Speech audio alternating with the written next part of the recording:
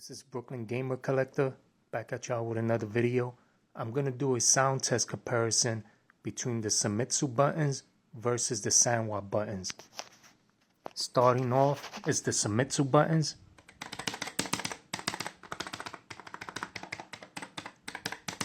And then the Sanwa.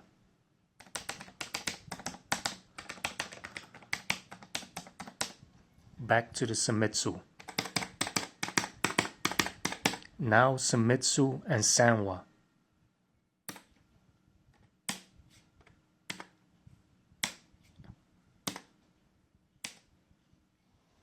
And that's about it. Leave a comment. Let me know if you notice any difference between the sound and which buttons you prefer better. And don't forget to click the subscribe button.